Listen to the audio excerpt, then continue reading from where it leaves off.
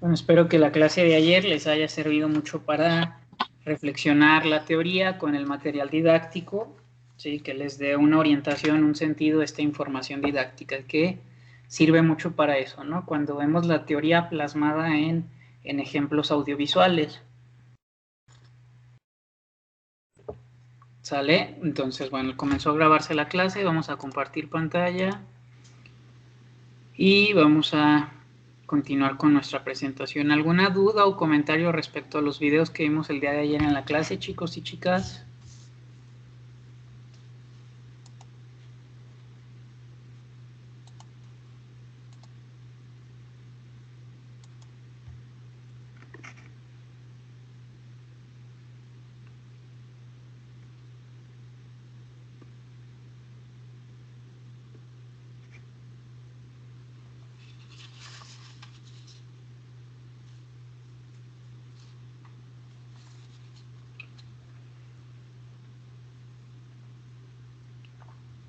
Ok. Bueno, entonces me comentan si ya se puede visualizar en la pantalla la presentación. Sí, ya se puede visualizar. Ya la compañera Norma nos hizo el favor de compartir la imagen de esta primera diapositiva de la clase del día de hoy. ¿Sale?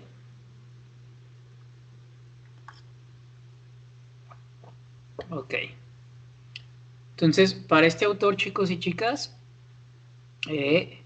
cada fase del desarrollo psicosocial tiene un punto de quiebre que implica algún cambio de conducta que puede ser considerado positivo o negativo. ¿Sí? Y si no se resuelve el conflicto de una etapa cualquiera, es menos probable que podamos adaptarnos a problemas posteriores. Que era un poco lo que comentábamos el día de ayer, chicos y chicas, respecto a la secuencia, ¿sí? En el orden de las etapas del desarrollo y cómo lo que venimos arrastrando de una etapa anterior, ¿sí? Repercute sobre la siguiente etapa, ¿sí? O sea, como es como el pie del que cojeamos, por así decirlo, ¿sí? Y cuando hablamos del punto de quiebre en cada etapa, hablamos de los comportamientos que van a cambiar, ¿sí? De una etapa a otra, chicos y chicas, ¿sí? O sea, las cosas que se modifican, las cosas que van a cambiar, por ejemplo, al pasar de la etapa oral a la etapa anal, ¿no? Cómo pasan situaciones a nivel biológico, ¿sí? Y a nivel psíquico, que es como pasar de la lactancia al control de esfínteres, y cómo eso está relacionado o lleva una, está involucrado como el contexto, ¿sí? Ambiental, el factor social, y entonces lo que se hacía, ¿sí? De los 0 al primer año en relación o en dependencia del ambiente, ¿sí? Va a cambiar a que, por ejemplo, al nene o a la nena se le va a dejar de dar pecho, ¿no? Que el nene o la nena va a comenzar a dar sus primeros pasos, ¿no? El nene o la nena va a ser entrenado ya para controlar sus esfínteres, ¿no? Y entonces, esto que acontece a nivel biológico, chicos y chicas, ¿no? Y que implica ciertos comportamientos, estos comportamientos van a acontecer dentro de un contexto social donde están implicados papá y mamá, ¿sí? Y entonces este contexto social donde mamá y papá están implicados, ¿sí? Va a tener una influencia, ¿sí? Muy grande sobre lo que acontezca en cada etapa y sobre lo que acontece a nivel emocional a partir de la interacción social, ¿sale? A partir de cómo cada niño o cada niña interactúa en cada una de las etapas con sus papás, con sus abuelos, con el medio ambiente que los rodea, ¿sí? Y entonces ese es el punto de quiebre, ¿sí? Cómo pasamos de una etapa a otra, ¿sí? Y cómo el pasar de una etapa a otra, dependiendo de cómo se haya vivido la etapa previa, pues puede traer conductas, por así decirlo, positivas o conductas negativas, ¿sí? Una positividad hablamos de como esta apertura hacia lo que sigue, ¿sí? A la siguiente etapa, o al hablar de negatividad hablamos de un rechazo, ¿sí? A la siguiente etapa o en el acto de vivenciarnos en la siguiente etapa, pues pudiera vivirse con mucha hostilidad o con mucha desconfianza. Por ejemplo, siguiendo el ejemplo de estos primeros dos etapas psicosociales, ¿no? Que en la primera, al hablar de la influencia del ambiente social sobre el bebé, hablamos de la confianza frente a la desconfianza, ¿sí? Entonces, no va a ser lo mismo, ¿sí? Un niño que está en la etapa anal, ¿sí? En la etapa de control esfínteres, que se llama autonomía frente a duda o vergüenza, ¿sí? Esta etapa que un niño atraviesa siendo un niño confiado, que confía en su entorno, ¿no? Que confía y está seguro de que están detrás de ahí sus papás, que lo van a cuidar, que lo van a amar, a un niño que desconfía, ¿sí? A un niño que desconfía de su ambiente, que desconfía del entorno, que desconfía de las reacciones de quienes lo cuidan, ¿no? Y entonces este control de esfínteres, que representa una adaptación social que tiene que ver con la autonomía o la vergüenza o la duda, ¿sí? Pues va a venir arrastrada, ¿sí? Por el hecho puntual de si somos capaces de confiar o no confiar en el ambiente, ¿sí? Entonces, si confiamos, es más fácil abordar la siguiente etapa, ¿sí? Que si desconfiamos. Ahora, de la misma manera, si en la siguiente etapa se desarrolla la autonomía, ¿sí? O la vergüenza y la duda, pues es más fácil que para la siguiente etapa, de los 3 a los 5 años, donde se da la iniciativa frente a la culpa, ¿sí? Si somos autónomos o si dudamos y tenemos vergüenza, ¿sí? ¿Cómo vamos a tener iniciativa a partir de que somos autónomos o a partir de que dudamos y tenemos vergüenza? Y así cada etapa subsecuente, chicos y chicas, ¿sí? Va a venir acarreando, pues, por así decirlo, sus pros y sus contras, ¿sí? Sus aciertos y sus desaciertos, y cómo estos aciertos y desaciertos se ponen en juego en la siguiente etapa, ¿sí?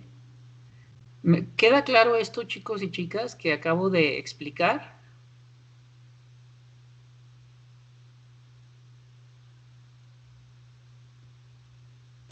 Sí, maestro.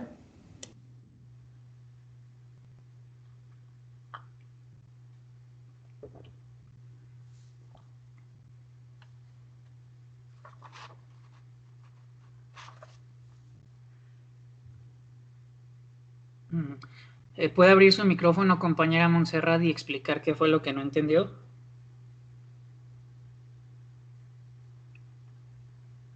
Sí, profesor, es que más o menos me confundí con las teorías pasadas. Más o menos se me cruzaron los cables y pues me confundí. En general es esta diapositiva la que casi no comprendí, las demás sí. Ajá, pero ¿cómo se le cruzaron los cables con la información previa de los autores anteriores, compañera, para entenderla y poderla explicar? Más o menos me perdí en lo que dice el punto de quiebre. Ahí ya, o sea, intenté entenderlo, pero con las teorías pasadas y me confundí más. Ok, Pero compañera, nada más es mire. esa parte. Hay un momento decisivo, a eso se refiere con punto de quiebre, un momento decisivo donde por la edad tenemos que pasar a una etapa siguiente en la vida, ¿sí? Se lo voy a plantear más como, por ejemplo, cuando el adolescente tiene que dar este brinco hacia la vida adulta, ¿sí? O sea, hay un punto de quiebre entre, porque la adolescencia podemos definirla como, si nosotros, es lo que les explico a los papás de adolescentes en terapia. Dice, si algo caracteriza a la adolescencia, compañeros y compañeras, es la siguiente analogía. El adolescente quiere la libertad y no quiere la responsabilidad. Entonces, el adolescente está en una postura de querer ganancias y no querer pagar impuestos al SAT, ¿no? O sea, este es un punto clave en la adolescencia, ¿no? El adolescente quiere poder hacer sin asumir las consecuencias de, ¿sale? Entonces, es normal que esto pase en la adolescencia, compañera, ¿sí? Porque tiene que ver con una etapa evolutiva, de desarrollo, de exploración, de poderse identificar con sus padres, con sus pares, de poder individualizarse, ¿no? De poder explorar cosas. Pero llega un punto en que por la edad y el desarrollo o la madurez, este adolescente tiene que pasar a la etapa de la adultez temprana, ¿sí? Y entonces, en esta etapa de la adultez temprana, pues al adolescente tiene que dejar ciertos comportamientos para adquirir otro tipo de comportamientos y conductas que tienen que ver con, no sé, el elegir una carrera universitaria, el comenzar a trabajar, el prepararse a lo que va a ser el aquí en adelante en cuanto a su preparación profesional o laboral para convertirse en un adulto, ¿sí? Entonces, ese es el punto de quiebre, ¿no? O sea, el momento en el que tomamos la decisión, ¿sí? Y modificamos ciertos comportamientos para comenzar a vivir otra etapa, ¿sí? Y en ese punto de quiebre donde damos el brinco a una etapa distinta, pues vamos a dar el brinco, ¿sí? Con la información o las experiencias, ¿sí? Favorables o desfavorables que vivimos en la etapa anterior. No sé si queda ya más claro con esto, compañera. ¿Sí? Bueno, la compañera Jessica preguntó, ¿el punto de quiebre será las cosas que se modifican de una etapa a otra? Y dependiendo de cómo se haya vivido la temporada anterior, dependerá si el cambio será positivo o negativo. Si es así, compañera Jessica. O sea, lo que tú vivas en una etapa previa va a influir sobre la siguiente etapa. ¿Sí? Entonces, creo que con este ejemplo de la adolescencia, la vida adulta, es más claro, ¿no? O sea, cómo ciertos comportamientos tienen que ser modificados en relación a las exigencias y las demandas que la vida misma nos pide en relación a la edad que tenemos, ¿sí? Y lo que se espera de nosotros como individuos en cada etapa de nuestra vida, ¿sí? A grandes rasgos. Y cuando no resolvemos un conflicto, ¿sí? O algo quedó ahí atorado en una etapa anterior, pues esto lo vamos a ir acarreando, ¿sí? A las etapas subsecuentes, ¿sí? Y entonces esto nos va a ir afectando en cada una de las etapas. ¿Sale? ¿Ya vamos más claro, chicos y chicas?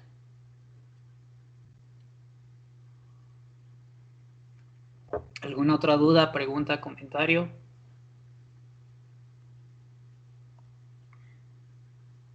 ¿Sí? Ahora que les puse el ejemplo de la adolescencia, pregúntense si en la adolescencia tenían estas actitudes, ¿no? Que es por una actitud característica de la adolescencia, ¿no? El querer recibir sin dar nada a cambio, ¿no? Por así decirlo. El querer ganancias sin dar impuestos al SAT.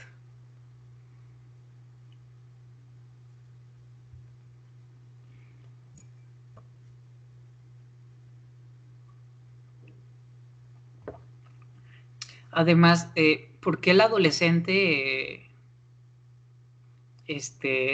bueno, a nadie nos gusta pagarle al SAT, compañero, pero es una obligación fiscal que tenemos, ¿no? O sea, esa es la diferencia, que el adolescente va a buscar a toda costa evitar la responsabilidad, ¿sí? ¿Por qué el adolescente busca a toda costa evitar la responsabilidad? ¿O por qué el adolescente va a tener muchos comportamientos que pueden ser peligrosos? ¿Sí? Porque se habla desde la teoría que a nivel inconsciente en la adolescencia hay una regresión a los primeros años de vida, ¿sí? A nivel inconsciente. Y entonces por eso es que no hay una dimensión del peligro. ¿Sale? Bueno, esto es nada más un paréntesis, y bueno, vamos a avanzar.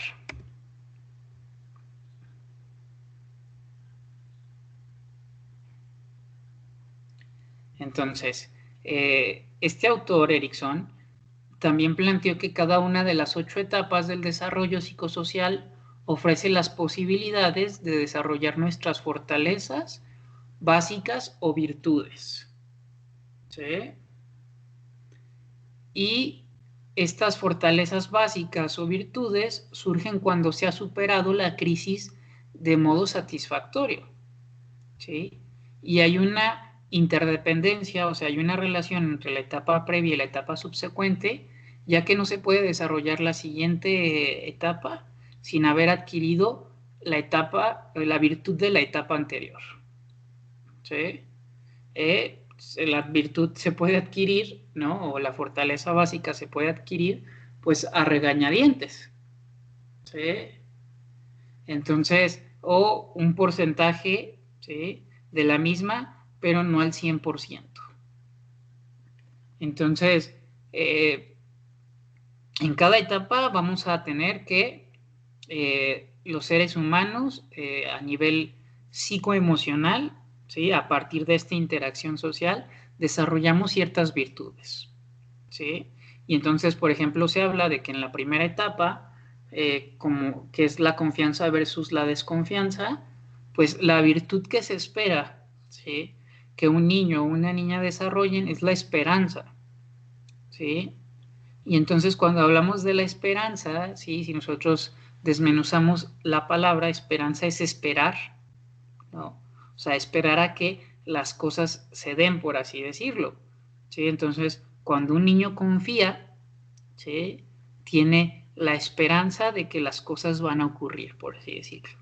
Cuando un niño desconfía, pues no hay mucha esperanza, ¿sí?, de que las cosas pasen, ¿sí?, conforme a sus necesidades, por así decirlo. ¿Sí? Entonces, ¿queda claro esto, chicos y chicas, de la virtud?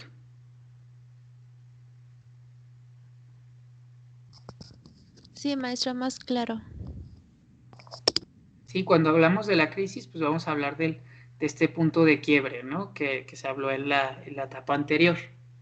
O sea, este autor plantea que hay como una crisis entre el paso previo al paso posterior para brincar a la siguiente etapa. ¿Sí? O sea, ¿cómo resolviste el asunto de la etapa anterior para desarrollar esta fortaleza o virtud básica?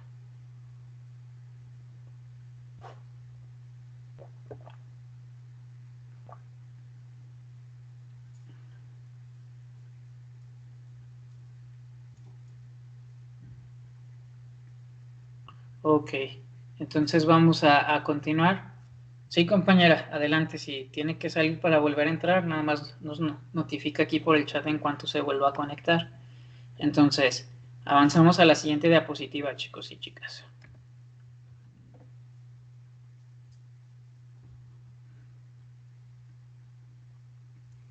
Ok, entonces, las virtudes, chicos y chicos, que se desarrollarán en la infancia son la esperanza, la voluntad, el propósito y la competencia. ¿Sí? Y las virtudes que corresponden a la adolescencia y a la adultez son la fidelidad, el amor, el cuidado o afecto y la sabiduría. ¿Sale? Entendiendo que la esperanza es la virtud que se desarrolla cuando se atraviesa, ¿sí?, la primera etapa de confianza versus desconfianza, ¿sí?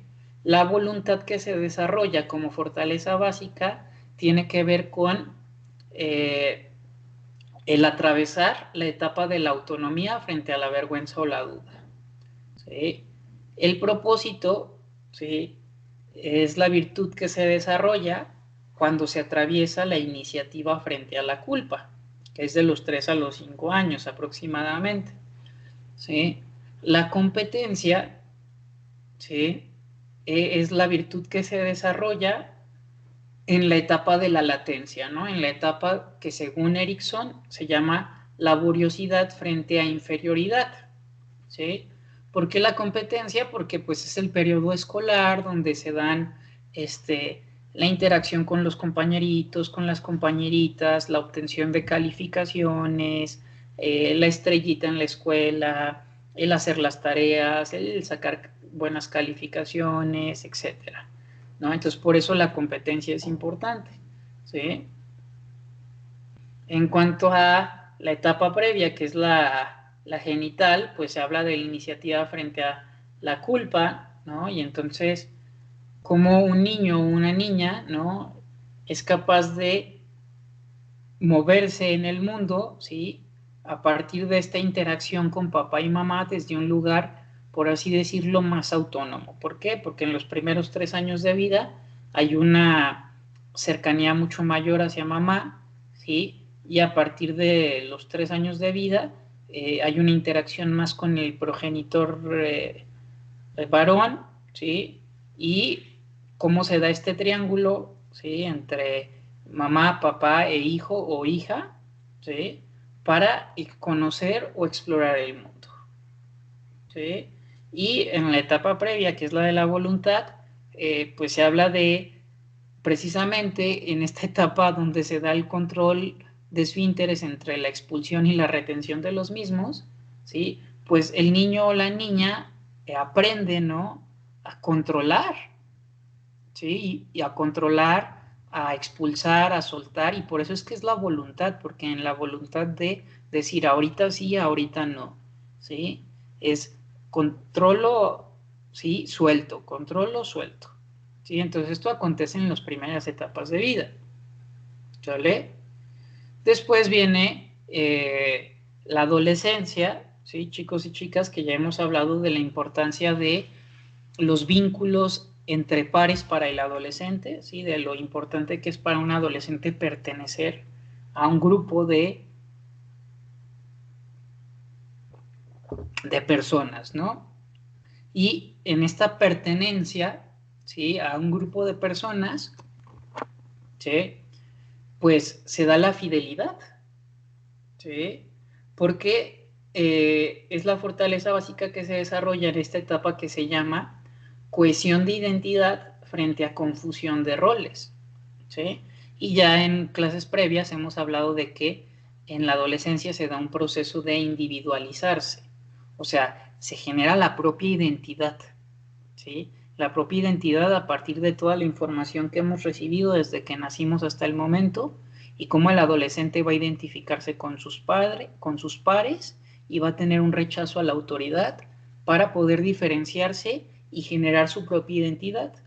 Y en el acto de generar su propia identidad, pues necesita a la camaradería, ¿sí? Que son sus grupos de pares, donde se genera esta fidelidad, ¿sí? Esta fidelidad hacia la interacción con los pares y esta fidelidad hacia uno mismo, ¿sí? A hacernos fieles a nosotros mismos, a nuestros anhelos, nuestros deseos, a nuestra identidad, ¿sí? Por eso es que en la adolescencia es tan necesaria y tan importante la rebeldía, ¿sí? Porque la adolescente necesita saberse, por así decirlo, independiente, ¿sí? O autónomo, no desde la postura de independencia de los padres, no, sino desde la independencia de reconocerse como diferentes, ¿sí? A sus autoridades, ¿sí? Y de poder vivirse a partir de esas diferencias, pero en cooperación o en interacción con sus grupos de pares. Por eso es que es la fortaleza que se desarrolla en esta etapa, chicos y chicas, ¿sí?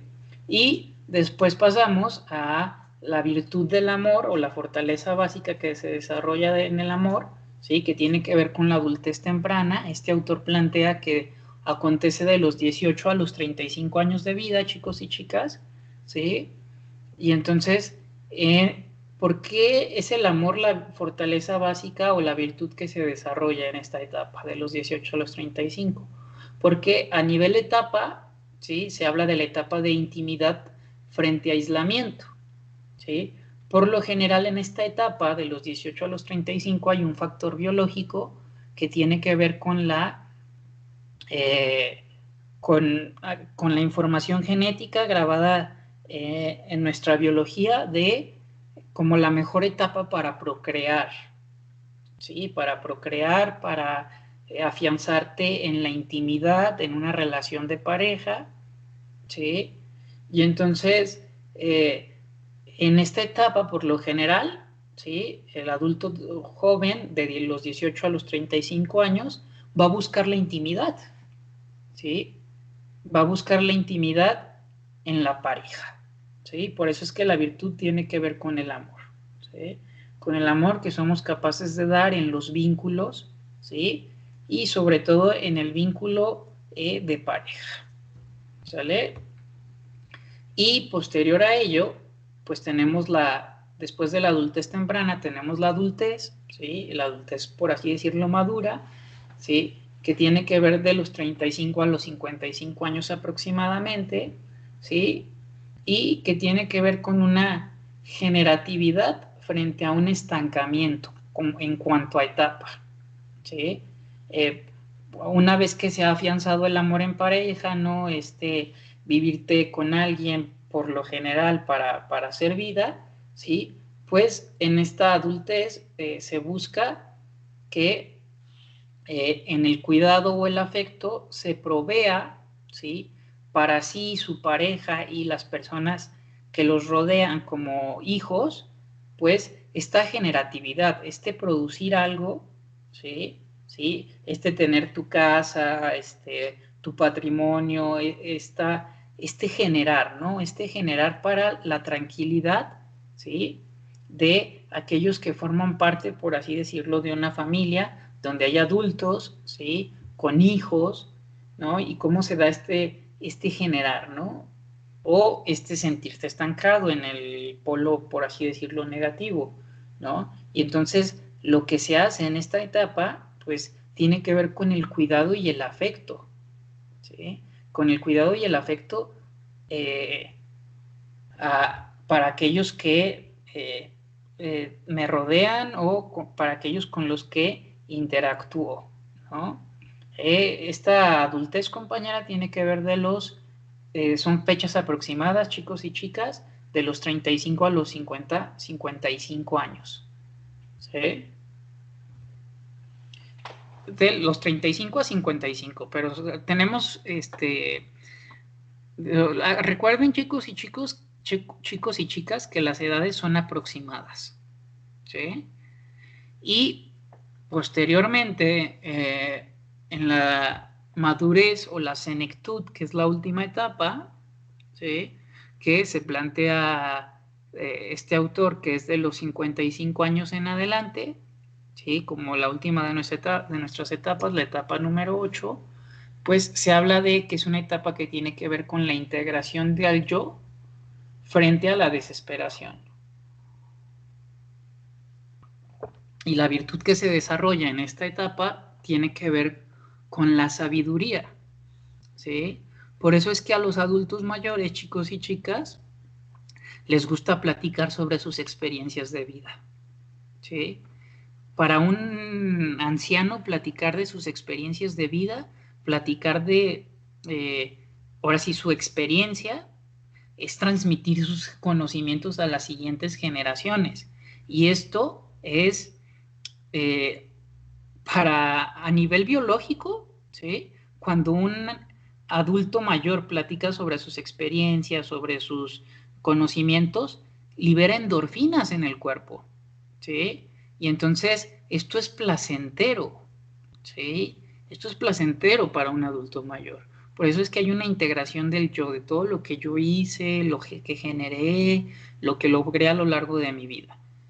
Y cómo todo esto que logré lo transmito a las siguientes generaciones, ¿sí? Por eso es que nuestros abuelos y abuelas, chicos y chicas, quienes todavía tenemos la dicha de tener uno que otro, podemos ir con el abuelo, con la abuela y nos pueden contar 10 veces la misma historia, ¿no?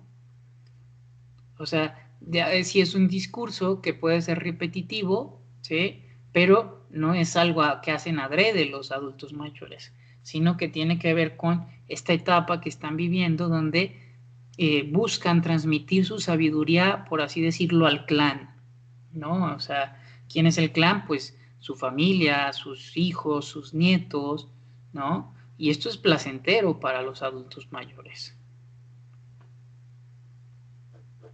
¿Cómo vamos hasta aquí, chicos y chicas?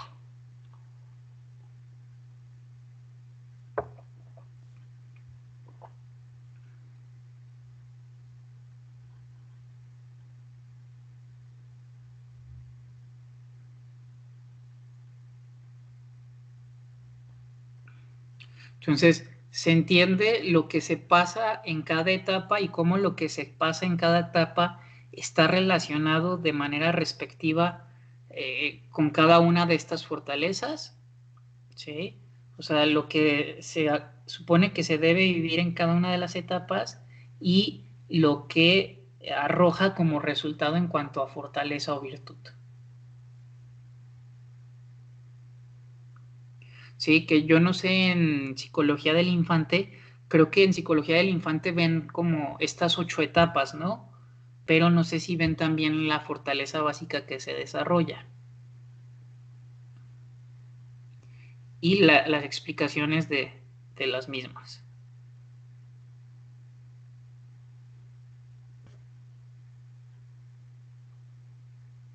Y la correlación que existe entre cada una de las etapas y su fortaleza básica.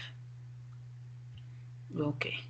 Entonces, vamos avanzando, chicos y chicas, a la siguiente diapositiva.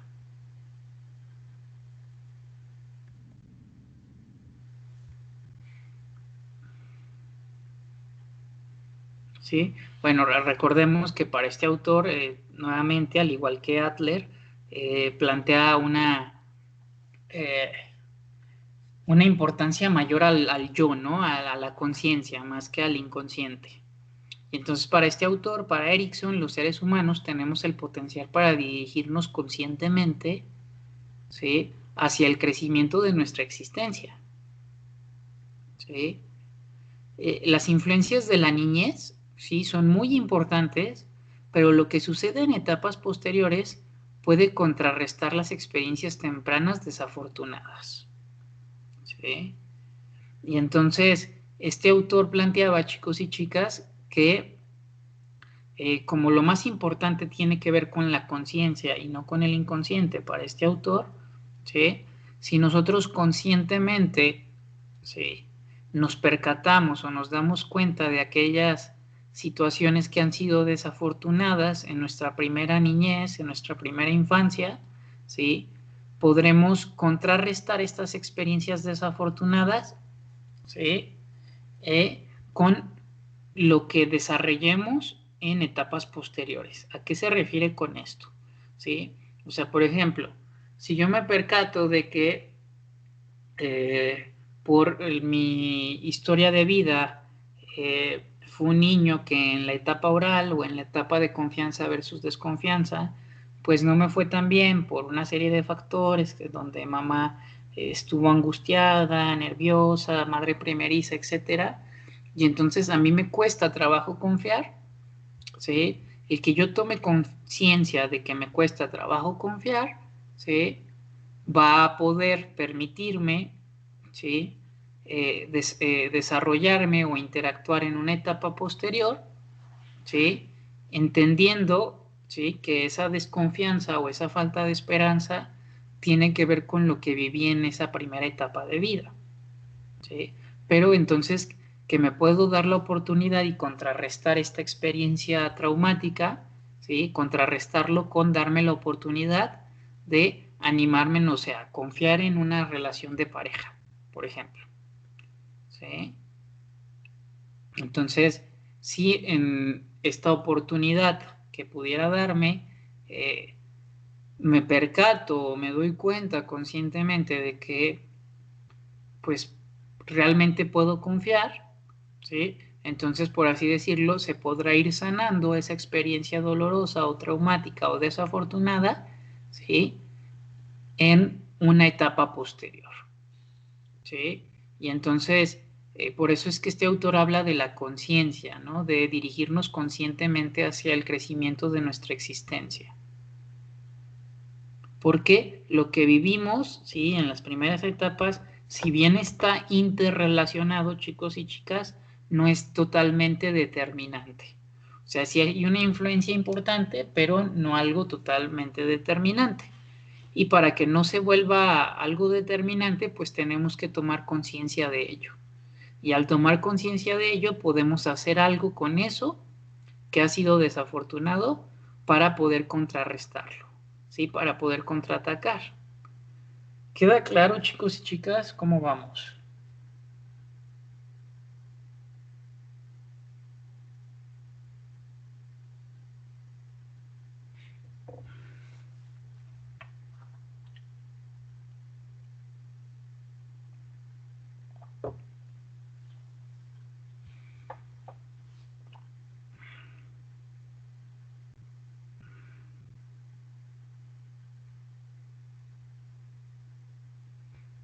Y, por ejemplo, retomemos el video de de este niño, ¿no? Del cortometraje de cuerdas, ¿sí? ¿Qué cosas pudo pasar en sus, no sé, qué tendrán estos niños del cortometraje de cuerdas? Ponle que 6 años, ¿no? Y entonces, ¿qué habrá pasado este nene de los 0 a los 5 años, ¿sí? En su vida en relación a esta teoría que estamos viendo, ¿sí?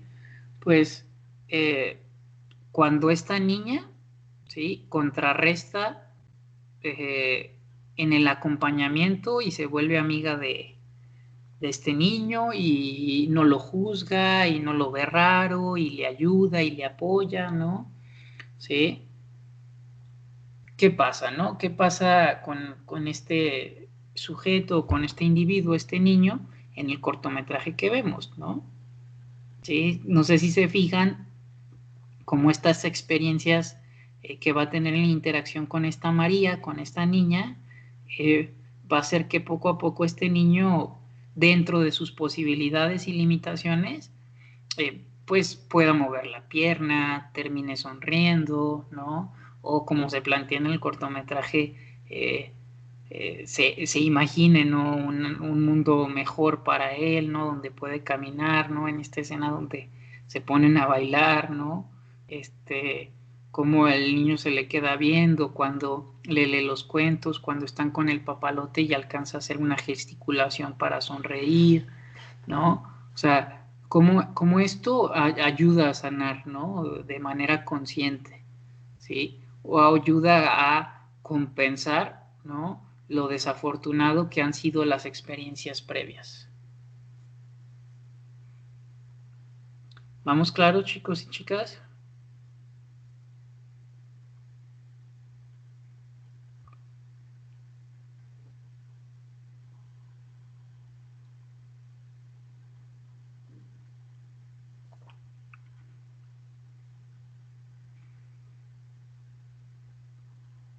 Ok.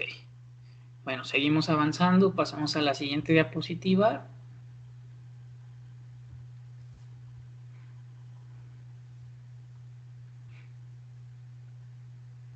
Ok, la compañera Norma ya lo compartió en el grupo. Ok, mire, se habla de que tenemos mayor posibilidad de ejercer nuestro libre albedrío en las últimas 4 etapas, a pesar de que las actitudes y las fortalezas básicas formadas en las anteriores etapas influyen o afectan sobre nuestras decisiones. ¿Sí? ¿Por qué tenemos mayor albedrío, chicos y chicas, en las últimas 4 etapas? Que es en la etapa de la adolescencia, la adultez temprana, la adultez y la madurez y o senectud. ¿Por qué en estas últimas 4 etapas hay mayor libertad o libre albedrío que en las primeras 4 etapas?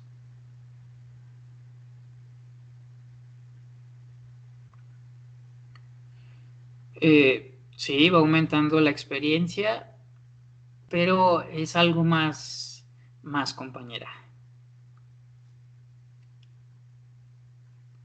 Porque hay una mayor autonomía, efectivamente, compañera Shirley, ¿sí? Porque de los 0 a los 11 años, chicos y chicas, ¿sí? En mayor medida, pues dependemos, ¿sí?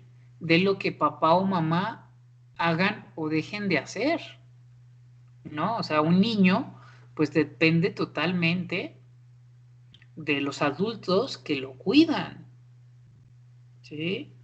O sea, depende, ¿sí?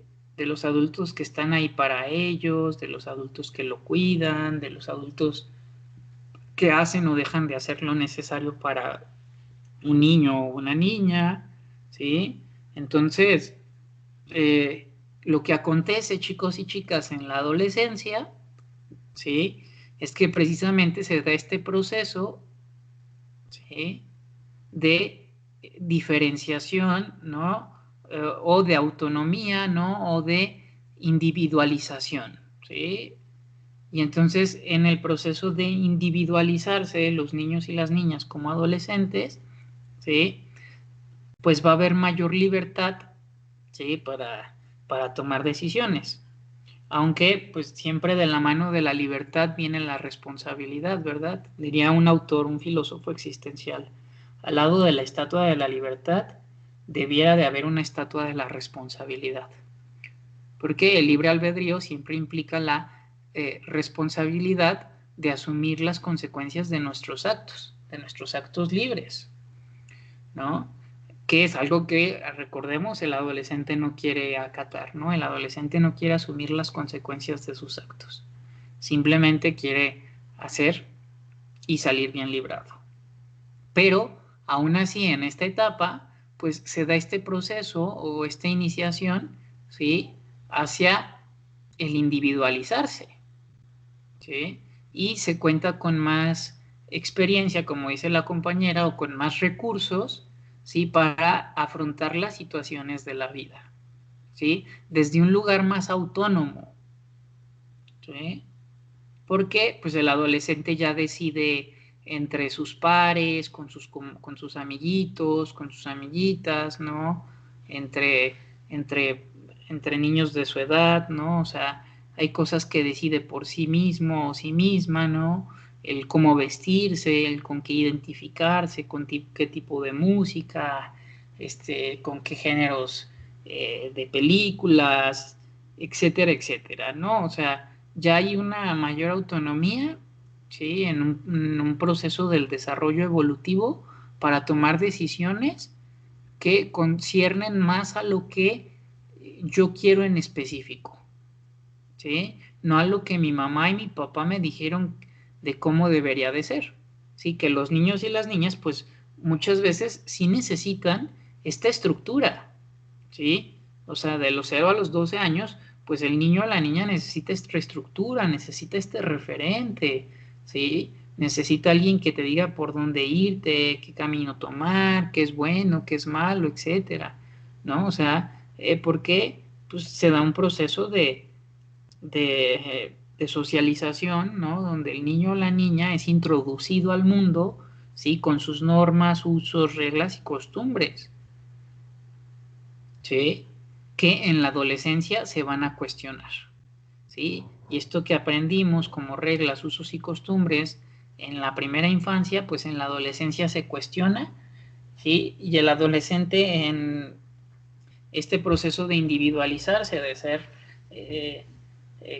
diferente, pues va a tomar lo que considere prudente de la educación que recibió y va a comenzar también a desechar aquello que no vaya con su propia individualidad, ¿sí? Y a partir de esta etapa de la adolescencia donde se da este proceso, pues la adultez temprana, la adultez y la madurez, pues tienen que ver con mayor albedrío, ¿no? Tienen que ver más con lo que yo haga o yo deje de hacer sin depender de papá y mamá. No sé si queda claro esto, chicos y chicas. O sea, hay menor albedrío en la etapa, en la infancia, porque dependemos más de mamá y papá, ¿sí? Porque las decisiones que tomamos están guiadas, ¿sí? O limitadas por lo que papá y mamá permitan o no permitan, ¿sí? Por eso se dice que la libertad tiene precio, chicos y chicas, ¿no? O sea, aquellos que nos hemos independizado de nuestros padres, ¿no? Pues pagamos por nuestra libertad, ¿no? Pagamos por nuestro espacio, por el poder tener un lugar donde nos vivenciemos bajo nuestras propias reglas y no bajo lo que nos impongan mamá o papá, ¿no? Y entonces, pues el adulto ya es libre de tender su cama o no tenderla, ¿no? Siempre y cuando no viva en casa de papá y mamá, ¿verdad, chicos y chicas? Porque pues luego tenemos adultos que siguen viviendo en casa de papá y mamá y obviamente a nivel evolutivo va a haber un choque, ¿sí? Porque pues el adulto ya quiere vivirse desde esta autonomía, sin embargo tiene que seguir, por así decirlo, respetando las reglas de la casa de sus padres, ¿no? Y entonces, cuando un adulto joven, ¿no? De 26, 28, 30 años, choca ya demasiado en casa, pues tiene que abrirse a la posibilidad de tomar la decisión de, pues, emprender el vuelo, ¿no? ¿sí? De cortar el cordón umbilical y de, pues, pagar por su libertad y tener su propio espacio donde pueda establecer sus propias reglas, ¿no? Lo que va a ser adecuado o no adecuado en ese espacio que va a elegir, ¿sí? Que si lo vemos más a profundidad, chicos y chicas, bueno, este es un problema psicosocial de nuestra época, porque cada vez es más difícil, ¿sí?, que los adultos jóvenes puedan independizarse, ¿sí?, de casa de sus padres. ¿Por qué? Pues por la economía, por la inflación, porque cada vez es más difícil adquirir un terreno o pagar una casa, ¿sí? Porque casi que le tienes que vender tu alma al diablo, ¿sí? Porque las posibilidades de independizarte no son las mismas ahora que las que acontecían hace 30 años, ¿no? Y entonces los factores sociales como el económico, ¿sí?, influyen, ¿sí?, en cómo vamos atravesando también las diferentes etapas, chicos y chicas, ¿no? Porque si ahora es más difícil, ¿sí?, poder independizarte de tus padres, pues pareciera ser que este proceso, ¿sí?, de desarrollo, pues se retrasa, ¿sí? Se retrasa y entonces se generan conflictos muchas veces con los padres, entre los padres e hijos, ¿no? Entre esta cuestión de los padres, ¿no? De decir, pues estás en mi casa y son mis reglas, que tienen totalmente la razón, pero por otro lado esta sensación de un adulto joven de decir, pues yo ya sé cuidarme por mí mismo, ¿no? ¿Sí? No me tienes que estar diciendo cómo vivirme, cómo hacer, chalala. Y entonces es como un enfrentamiento de territorio, ¿no? Entre lo que dicen, este es mi espacio, y entre el otro que dice, pues sí, pero yo ya soy adulto, ¿no? Por así decirlo. ¿Vamos claro, chicos y chicas?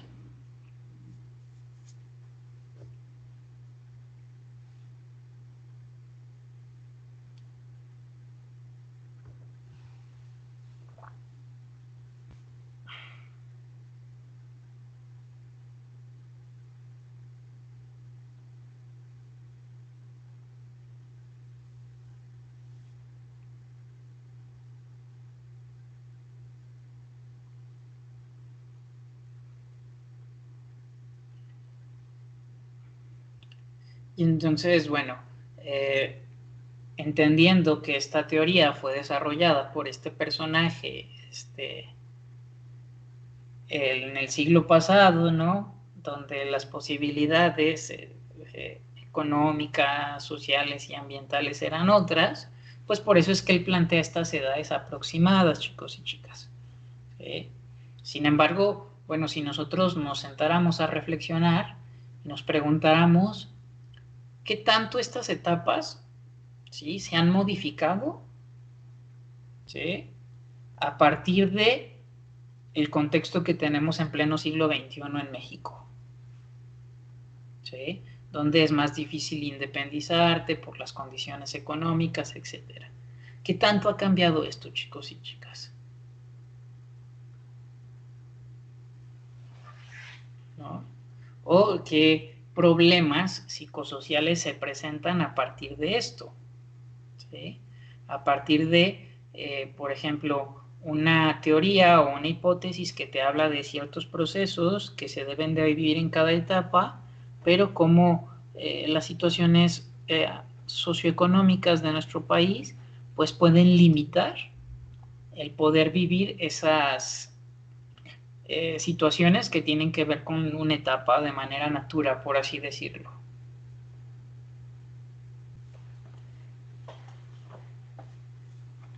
¿Sí? ¿Cómo esto ha repercutido, ¿sí?, sobre nuestra sociedad, sobre nuestro desarrollo psicosocial como individuos mexicanos, por así decirlo?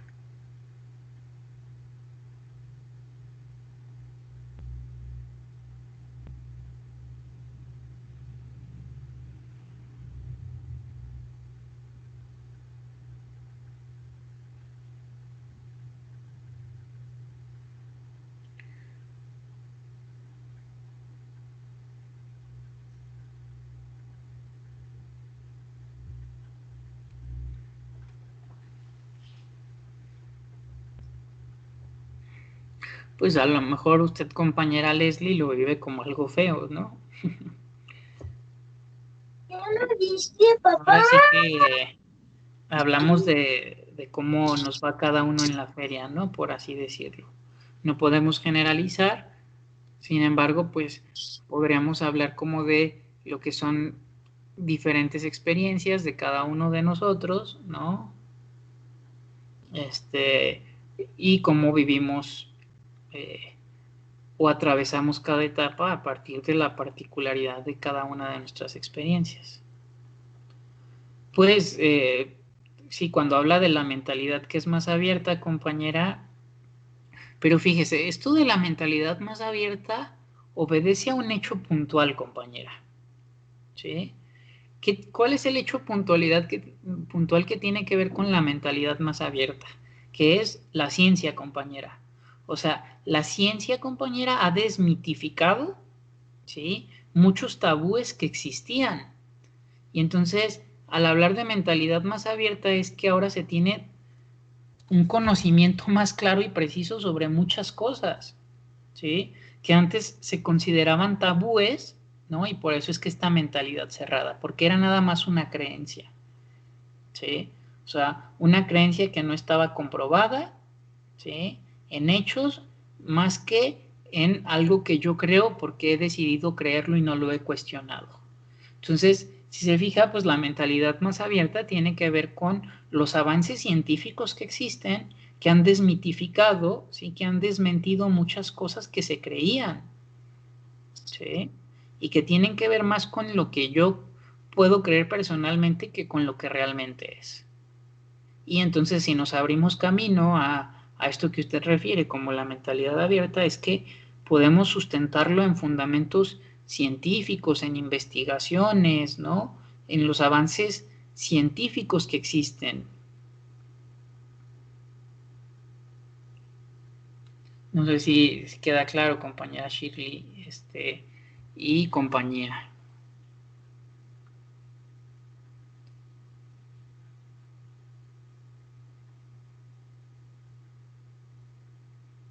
O sea, por ejemplo, siguiendo el ejemplo de que usted dice, compañera Shirley, porque hay ahorita una mentalidad más abierta hacia el vivir tu vida sexual de manera activa, por ejemplo, ¿sí? Pues porque se da toda una serie de estudios, investigaciones, etcétera, donde se habla de la sexualidad como algo que forma parte de nuestra naturaleza humana, ¿no? Como comer, dormir, defecar, etcétera, ¿no? ¿Sí? Que es una necesidad básica y entonces los tabúes que existían en torno a esta temática tenían que ver con una cultura patriarcal y machista, ¿no?, que hablan de la propiedad y de cómo esta mujer me pertenece, ¿no?, y entonces tiene que llegar virgen hasta el matrimonio porque solamente va a ser para mí, chalala, ¿no? Cuando la biología humana habla de cómo es que en la adolescencia, ¿sí?, con el despliegue hormonal y endocrino, ¿no?, surge el deseo sexual, ¿no?, surge el deseo de poder intimar, de explorar mi sexualidad, ¿sí?, de sentir placer como un acto natura, ¿no? Y que cuando hablábamos de que la independencia cada vez se ha prolongado más, ¿sí?, pues no sé qué, por ejemplo, luego creen las generaciones previas, ¿no?, de que espérate hasta los 28 años que te cases para iniciar tu vida sexual. Cuando antes los padres y las madres se casaban a los 18, 20 años, ¿sí? Pues claro, en esa etapa, ¿sí?, de mucha intimidad, pues sí, bajo las creencias judeocristianas y católicas de nuestro país, y que Aguascalientes está catalogado como la ciudad más católica de todo nuestro país, ¿sí?, pues estaba a todo dar, ¿no?, porque te casabas a los 18 años, con el permiso de Dios, y le dabas cuerda suelta al acto de intimar sexualmente, ¿no?, ya con el permiso. ¿Por qué? Pues porque en esta etapa de los 18 a los 35 hay mucha actividad sexual, ¿sí? Hay mucha intimidad, es una necesidad humana, también biológica, ¿no? ¿Sí? Porque a nivel inconsciente se da como este conocimiento de que es la mejor etapa para procrear, en cuanto a la fortaleza que tiene un adulto en esta etapa, la energía para cuidar, proveer y proteger a un nuevo bebé. Pero pues, los tiempos han cambiado, ¿verdad? Y ahora muchas veces, pues o sea, bueno, yo todos los contemporáneos que conozco, colegas y amigos, pues la mayoría se terminan casando hasta los 26, 28, 30, 32 años, ¿no? Y entonces, ¿qué vas a hacer con todo ese deseo? ¿Sí? Que demanda tu cuerpo biológico, ¿no? Durante 12 años, de los 18 a los 30 años, ¿no? Entonces, estas creencias, pues, se vienen abajo, ¿sí? A partir de lo que se gestiona, ¿no? O se gesta como la información científica o los avances, ¿no? Que hay, pues, de que tus creencias pueden ser que hasta el matrimonio tú tengas que esperar, ¿no? Pero tu biología, por así decirlo, te está demandando, ¿no? Una necesidad de poder intimar, de poder descargar sexualmente, el placer, el buscar la intimidad, etcétera, ¿no? Entonces fíjense cómo los tiempos han cambiado y pues cómo también las creencias tienen que irse descartando en relación a las necesidades de nuestra época, ¿sí? Y entonces cuando habla de esta mentalidad abierta, pues sí, se abre camino a que independientemente de si tú te casas o no te casas, pues tienes una necesidad biológica y que si llevas a cabo o tienes una adecuada educación sexual, ¿sí? Puedes ejercer tu sexualidad con total responsabilidad, usando preservativos, cuidándote, siendo respetuoso, respetando como el límite del otro, que sea siempre un acto consensuado, etcétera. ¿Sí? ¿Vamos claros, chicos y chicas?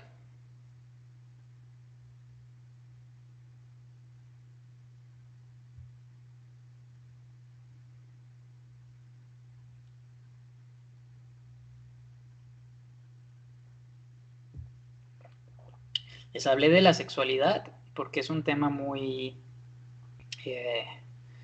pues, siempre como genera mucho interés, ¿no? Y es un tema como muy claro.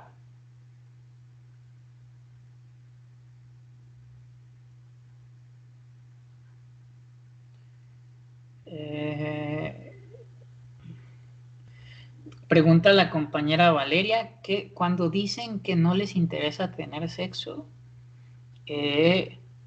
bueno, también se habla de, de la sexualidad, compañera, o se habla de personas que son asexuales también, ¿no? Respecto a esto, pues es que no podemos generalizar, compañera Valeria, o sea, tendríamos que explorar cada caso específico, ¿sí? De cada joven que refiere no tener interés en el sexo, ¿sí? Siendo joven, ¿sí? ¿Qué acontece en la subjetividad de ese individuo o de esa individua? ¿Sí? Sí, tiene que ver con una sexualidad, ¿no? Con un no deseo al acto de intimar, ¿no? O con que tiene que ver con pena, con culpa, con vergüenza, con introyectos, con creencias erróneas, ¿sí? O con otros intereses, o sea, se tendría que explorar, compañera Valeria y compañía, cada caso particular, ¿sí? De por qué una persona puede o no tener deseo sexual o interés sobre el acto de intimar o de tener relaciones sexuales. ¿Sí? O sea, se tiene que abordar con cada individuo para poder llegar a una situación específica, compañera. ¿Sí? Y poder entender por qué ese sujeto o sujeta en específico no tiene un interés sobre su sexualidad, ¿no? Si tiene que ver también con incluso su propia autoconfianza, su autoestima, ¿no?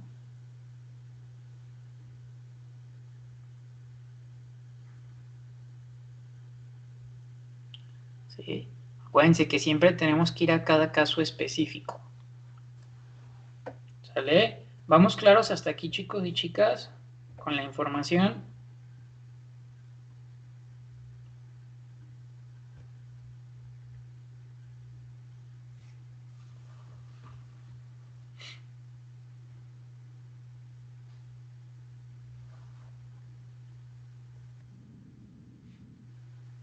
Ok. Muy bien. Entonces, bueno. Acabamos ya la presentación, chicos y chicas. ¿Sí? El día de mañana vamos a leer, bueno, la clase va a tratar sobre un artículo que van a leer en clase y van a tener que hacer un resumen en la misma clase. Sí, ahorita, bueno, si gustan, podemos poner un video, ¿sí? Como material didáctico, que es de los que tengo aquí para esta clase, que trata sobre la historia de una mujer que es esquizofrénica, ¿sí? Es un video de Tech Talks, y la importancia, ¿sí?, que tuvo lo que viene siendo el desarrollo de su enfermedad a partir de que su terapeuta o su psiquiatra fue empático o fue cruel, ¿sale? Y cómo estas experiencias a nivel social, ¿sí?, pueden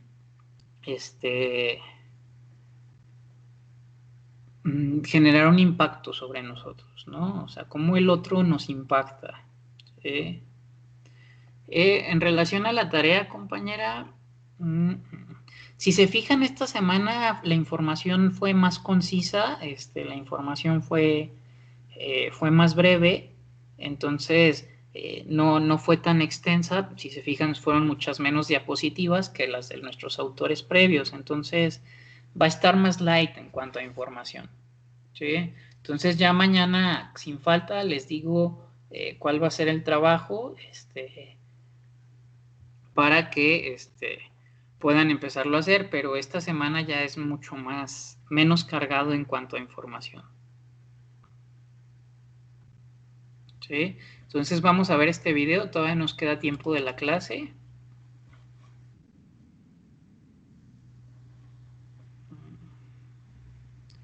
Creo que, a ver, déjenme, porque creo que se dejó de compartir el modo pantalla.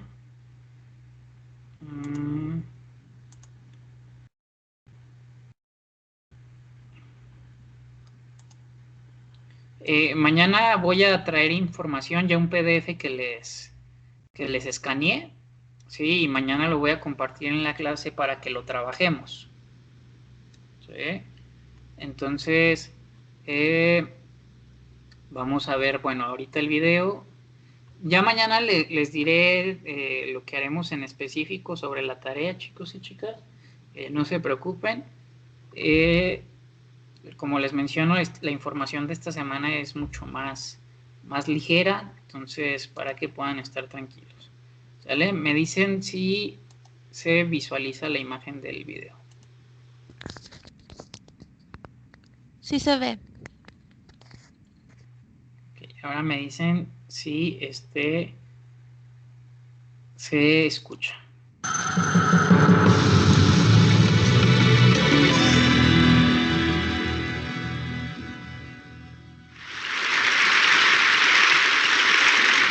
The day I left home for the first time to go to university was a bright day. ¿Sí se escucha, chicos y chicas? Sí, maestro, sí se escucha.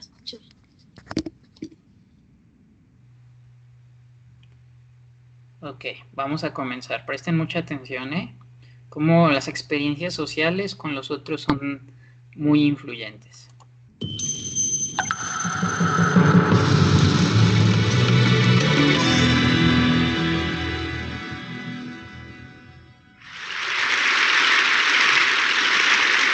The day I left home for the first time to go to university was a bright day, brimming with hope and optimism.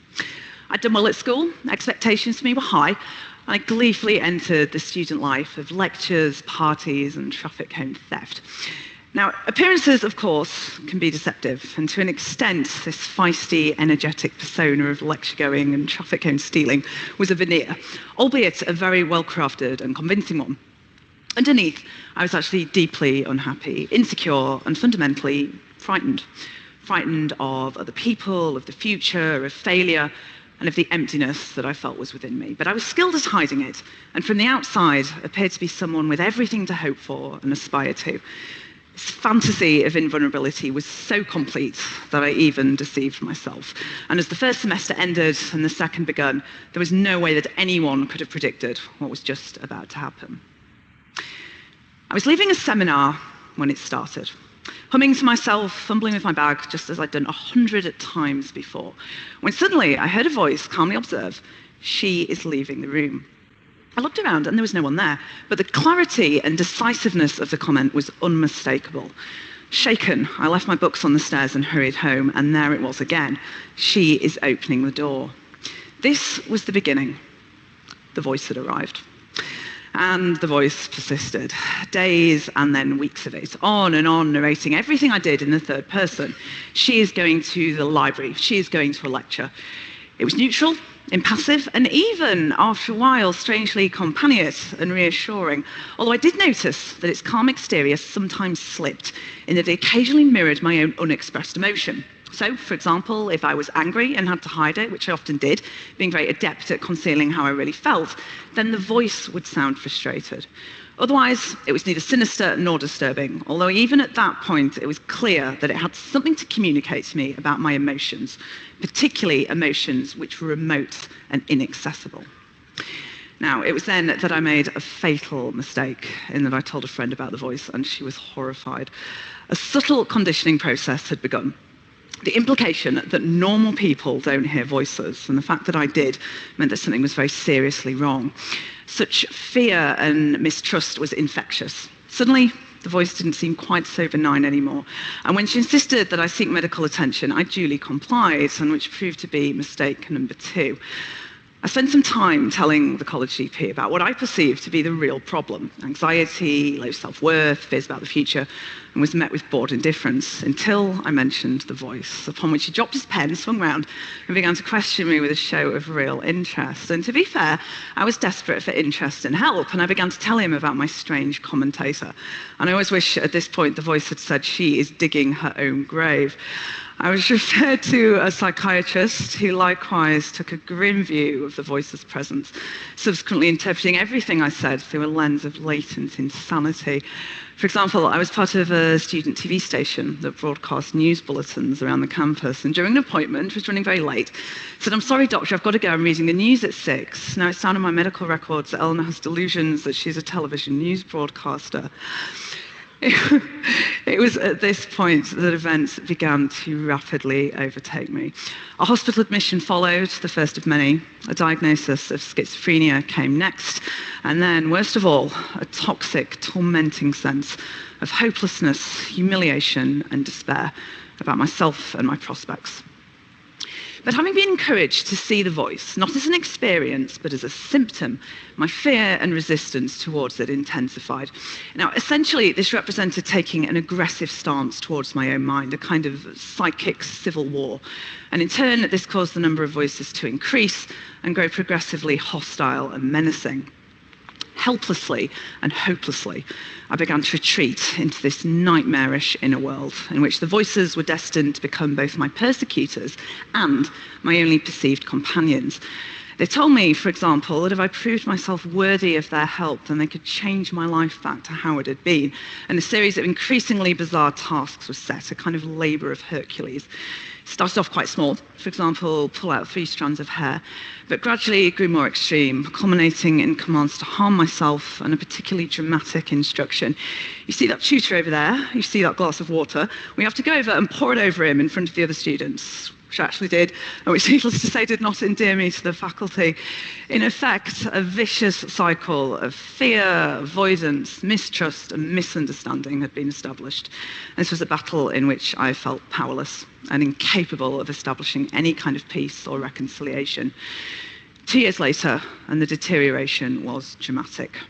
By now, I had the whole frenzied repertoire: terrifying voices, grotesque visions, bizarre, intractable delusions. My mental health status had been a catalyst for discrimination, verbal abuse, and physical and sexual assault. And I've been told by my psychiatrist, "Eleanor, you'd be better off with cancer because cancer is easier to cure than schizophrenia. I'd been diagnosed, drugged, and discarded, and was by now so tormented by the voices that I attempted to drill a hole in my head in order to get them out. Now, looking back on the wreckage and despair of those years, it seems to me now as if someone died in that place, and yet someone else was saved. A broken and haunted person began that journey, but the person who emerged was a survivor and would ultimately grow into the person I was destined to be. Many people have harmed me in my life, and I remember them all, but the memories grow pale and faint in comparison with the people who've helped me. The fellow survivors, the fellow voice hearers, the comrades and collaborators. The mother who never gave up on me, who knew that one day I would come back to her and was willing to wait for me for as long as it took. The doctor who only worked with me for a brief time, but who reinforced his belief that recovery was not only possible, but inevitable. And during a devastating period of relapse, told my terrified family, "Don't give up hope. I believe that Eleanor can get through this. Sometimes, you know, it snows as late as May, but summer always comes eventually." 14 minutes is not enough time to fully credit those good and generous people who fought with me and for me and who waited to welcome me back from that agonized, lonely place. But together, they forged a blend of courage, creativity, integrity, and an unshakable belief that my shattered self could become healed and whole. I used to say that these people saved me, but what I now know is they did something even more important in that they empowered me to save myself. And crucially, they helped me to understand something which I'd always suspected, that my voices were a meaningful response to traumatic life events, particularly childhood events, and as such were not my enemies, but a source of insight into solvable emotional problems. Now, at first, this was very difficult to believe, not least because the voices appeared so hostile and menacing. So in this respect, a vital first step was learning to separate out a metaphorical meaning from what I'd previously interpreted to be a literal truth. So, for example, voices which threatened to attack my home, I learned to interpret as my own sense of fear and insecurity in the world rather than an actual objective danger. Now, at first, I would have believed them. I remember, for example, sitting up one night on guard outside my parents' room to protect them from what I thought was a genuine threat from the voices, because I'd had such a bad problem with self-injury that most of the cutlery in the house had been hidden. So I ended up arming myself with a plastic fork, like picnicware, and sort of sat outside the room clutching it, waiting to spring into action should anything happen. It was like, don't mess with me. Got a plastic fork, don't you know? No, it's strategic. But a later response, and much more useful, would be to try and deconstruct the message behind the words. So when the voices warned me not to leave the house, then I would thank them for drawing my attention to how unsafe I felt, because if I was aware of it, then I could do something positive about it. But go on to reassure both them and myself that we were safe and didn't need to feel frightened anymore. I would set boundaries for the voices and try to interact with them in a way that was assertive yet respectful, establishing a slow process of communication and collaboration in which we could learn to work together and support one another. Throughout all of this, what I would ultimately realize was that each voice was closely related to aspects of myself, and that each of them carried overwhelming emotions that I'd never had an opportunity to process or resolve. Memories of sexual trauma and abuse, of anger, shame, guilt, low self-worth. The voices took the place of this pain and gave words to it. And possibly one of the greatest revelations was when I realized that the most hostile and aggressive voices actually represented the parts of me that had been hurt the most profoundly. And as such, it was these voices that needed to be shown the greatest compassion and care. It was armed with this knowledge that ultimately I would gather together my shattered self, each fragment represented by a different voice, gradually withdraw from all my medication and return to psychiatry. Only this time from the other side. 10 years after the voice first came, I finally graduated, this time with the highest degree in psychology the university had ever given, and 1 year later, the highest master's, which I always say isn't bad for a mad woman. In fact, one of the voices actually dictated the answers during an exam, which technically possibly counts as cheating. And to be honest, sometimes I quite enjoyed their attention as well. As Oscar Wilde said, the only thing worse than being talked about is not being talked about. It also makes you very good at eavesdropping because you can listen to two conversations simultaneously, so it's not all bad. I worked in mental health services, I spoke at conferences, I published book chapters and academic articles, and I argued, and continue to do so, the relevance of the following concept, that an important question in psychiatry shouldn't be what's wrong with you, but rather what's happened to you. And all the while, I listened to my voices, with whom I'd finally learned to live with peace and respect, and which in turn reflected a growing sense of compassion, acceptance, and respect towards myself.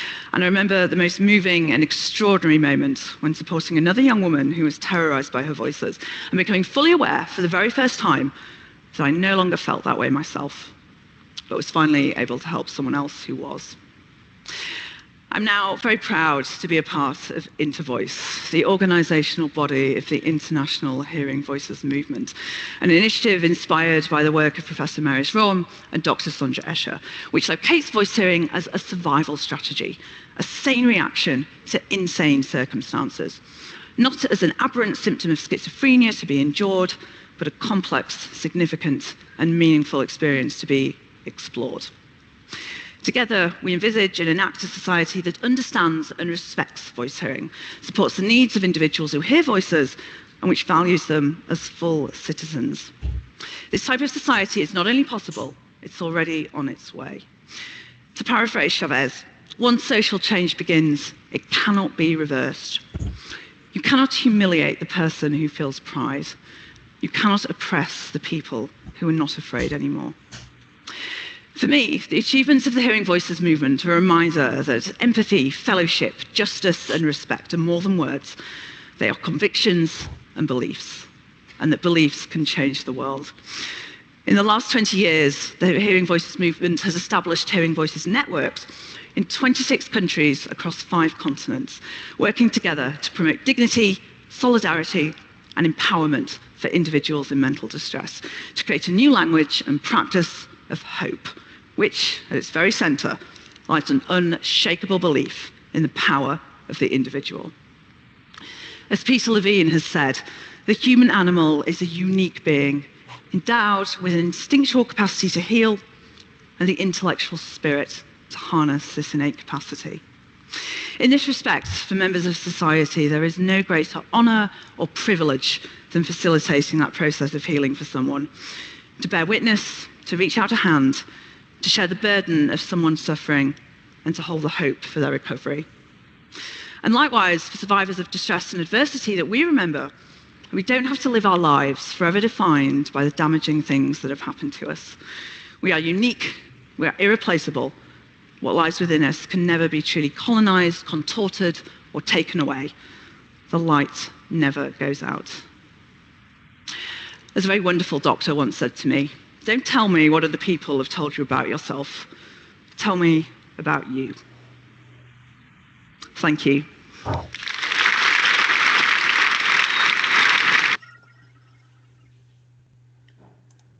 Ok, chicos y chicas. Bueno, en relación al aspecto social, ¿por qué les puse este video de una reflexión de una mujer que tiene esquizofrenia? ¿Sí? Y que se termina graduando con honores en psicología, ¿no? ¿Por qué les puse este contraste? Porque en esta explicación de este video de esta mujer, de esta plática que da, habla de 2 situaciones puntuales. Una es cuando fue en el tratamiento maltratada, ¿sí? Porque un tratamiento es un bien tratar al paciente, ¿sí? ¿Por qué fue maltratada al inicio en su primer diagnóstico? Porque fue juzgada, ¿sí? Fue desesperanzada, se le dijo que era más fácil afrontar un cáncer que una esquizofrenia, ¿no? O sea, hubo una desesperanza total hacia el personaje, ¿no? Y entonces, ¿cómo su vida cambia o el rumbo de su vida cambia cuando se encuentra con personas que son empáticas o un mismo psiquiatra, un mismo terapeuta que termina diciéndole, tú vas a poder salir de esto, ¿no? Y vamos a entender el por qué estas voces aparecen, ¿sí? ¿Para qué están ahí esas voces, ¿no? Entonces, la diferencia, ¿sí? De haber sido bien tratada, ¿sí? De haber tenido un psiquiatra empático versus un psiquiatra que no fue empático, que enjuició y que la veía más como un objeto de estudio que como un ser humano. ¿Sí? No sé si se percatan de estas dos diferencias, ¿no? Y entonces de la importancia, ¿sí?, del factor social o del ambiente social sobre nuestra psique, ¿sí?, sobre nuestro pensamiento, sobre nuestra manera de actuar, nuestro comportamiento, nuestra emoción. No sé si queda claro esto, chicos y chicas. ¿Sí? Si logran ver las dos diferencias del bien tratar con el maltratar.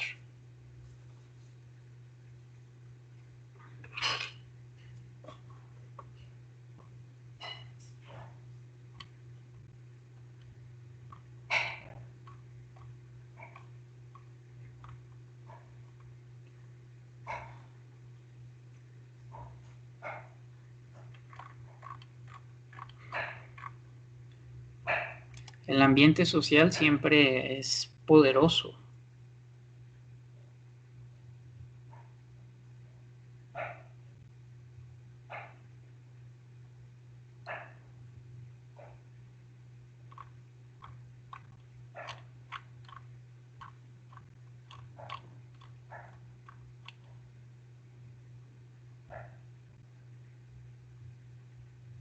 ¿Cómo vamos hasta aquí, chicos y chicas?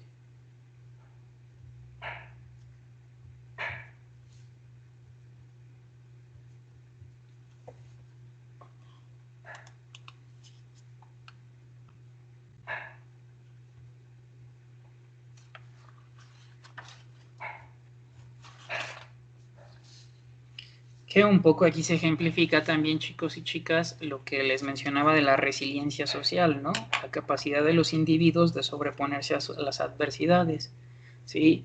Que la resiliencia siempre tiene que ver con un acto social, ¿sí?, con un acto que se da en conjunto con los otros, como nosotros nos sobreponemos a partir de que no fuimos invisibilizados, somos vistos, alguien nos tendió la mano, y no como un acto meramente individual.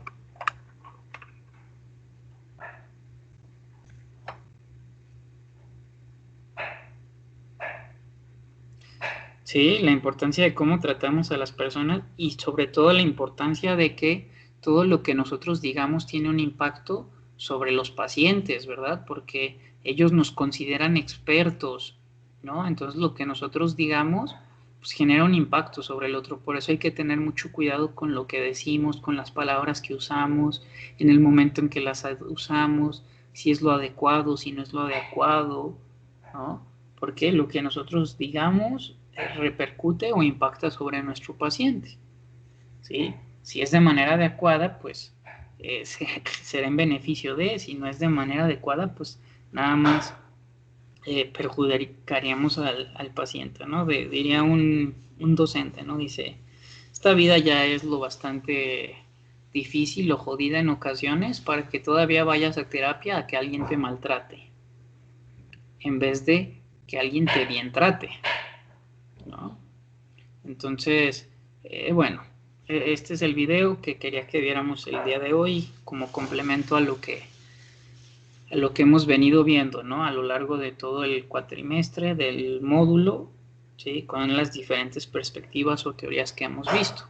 ¿Sale? Mañana vamos a continuar un poco profundizando sobre las etapas de las cuales se habló hoy.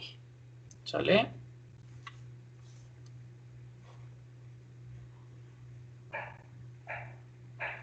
¿Alguna duda, comentario, pregunta, chicos y chicas? Efectivamente, compañera, tacto. Sensibilidad, ¿no? Empatía. Van de la mano.